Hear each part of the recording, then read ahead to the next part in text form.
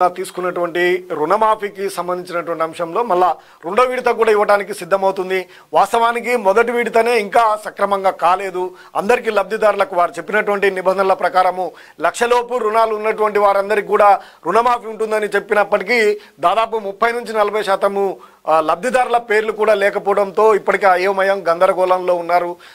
సాక్షాత్తు మంత్రినే చెప్పారు అనేకమైనటువంటి లోటుపాట్లు ఉన్నాయి, వాటిని అన్నిటిని కూడా సర్ది చేస్తామని. కానీ ఇప్పుడు మళ్ళీ రెండో విడత కూడా ఇవ్వడానికి సిద్ధపడుతున్నట్లు చెప్తా ఉన్నారు మంత్రి తుమ్మల నాగేశ్వరరావు. ఈ నెల 28న లేదా తర్వాత ఎప్పుడైనా ప్రభుత్వం డేట్ ఫిక్స్ చేయడమే తర్వాయి నేరుగా రైతుల ఖాతాల్లోకి డబ్బులు. మొదటి విడతలో 17,877 ఖాతాల్లో సమస్యలు, టెక్నికల్ ఇబ్బందుల కారణంగా నగదు నిలిపివేత.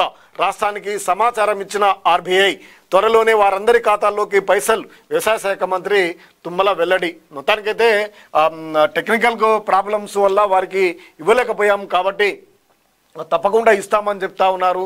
రెండో విడత కూడా ఇవ్వడానికి సిద్ధమవుతున్నారట. రెండో విడత రుణమాఫీని అమలు చేసేందుకు సర్కారు సిద్ధమవుతున్నది. ఈ నెల 28వ తేదీ లేదా ఆ తర్వాత ఎప్పుడైనా ప్రభుత్వం నుంచి ఆదేశాలు వెలువడే ఛాన్స్ ఉన్నది. దీంతో అందుకు అవసరమైనటువంటి నిధులు ఫైనాన్స్ డిపార్ట్మెంట్ సిద్ధం చేస్తున్నది. ప్రభుత్వం డేట్ ఫిక్స్ చేయగానే ప్రత్యక్ష నగదు బదిలీ పథకం ద్వారా లబ్ధిదారుల ఖాతాల్లో డబ్బులు జమ కానున్నాయి. ఇక రెండో విడతకు సంబంధించినటువంటి అంశంలో అంటే 1,50,000 రెండో పేజీలో చూద్దాం. రెండో విడత అంటే 1,50,000 వరకు మాఫీ ఉన్నటువంటి 1,50,000 అప్పు ఉన్నటువంటి వారికి రెండో విడత కూడా ఇచ్చే అవకాశాలు ఉన్నాయి. మరి మొదటి విడతలోనే అనేక మందికి రాలేదు. మొదటి విడతలో గందరగోళం ఏర్పడింది.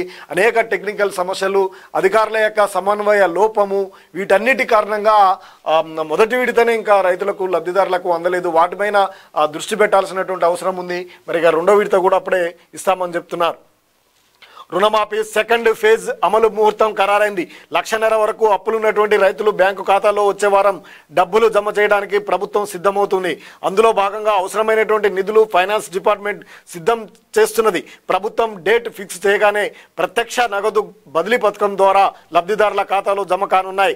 ఆర్థిక శాఖ అధికారులు జూలై 28న లేదా ఆ తర్వాత ప్రభుత్వం నుంచి ఎప్పుడైనా ఆదేశాలు వచ్చినా డిపాజిట్ చేయడానికి వనరులు రెడీ చేసుకుంటున్నారు. మొదటి ఫేజ్లో మొత్తము 11.50 లక్షల మంది లబ్ధిదారులు 17,877 మంది బ్యాంకు ఖాతాల్లో ఏర్పడినటువంటి సాంకేతిక చిక్కుల కారణంగా రుణమాఫీ డబ్బులు డిపాజిట్ కాలేదని మంత్రి తుమ్మల నాగేశ్వరరావు మీడియాకు సోమవారం వివరించారు.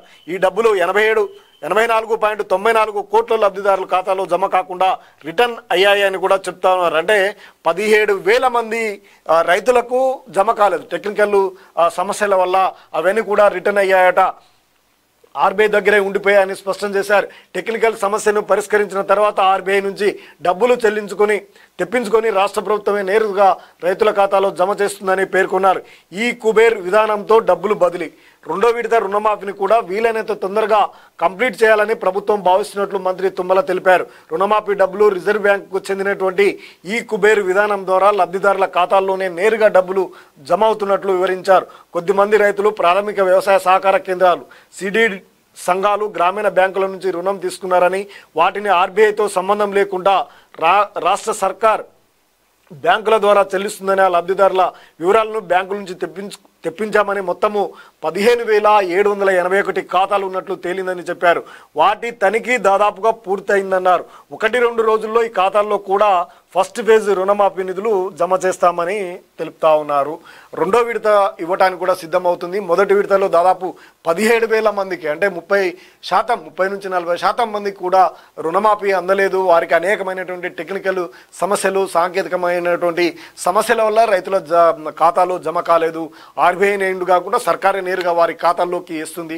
వాటి వివరాలు తీసుకుంటున్నామంటే మంత్రి చెప్తున్నారు. ఇక దాదాపు 28, 29 తారీఖు వరకు రుణమాఫీ 1,50,000 ఉన్నటువంటి వారికి కూడా రెండో విడత కూడా ఇవ్వడానికి సిద్ధంగా ఉన్నది ప్రభుత్వం. అందుకు సంబంధించినటువంటి అన్ని ఏర్పాట్లు, ఆర్థికంగా పరమైనటువంటి అన్ని ఏర్పాట్లు కూడా చేస్తుందని మంత్రి చెప్తా ఉన్నారు. రైతులు ఇప్పుడైనా సాంకేతిక సమస్యలు రాకుండా, సమన్వయ లోపం రాకుండా ఈ రెండో విడత అయినా సక్రమంగా ఇచ్చి రైతులకు ఈ రుణమాఫీ ఇవ్వాలి. రుణమాఫీ ఇవ్వడం అనేది ఎంతో సంతోషదాయకమైనది.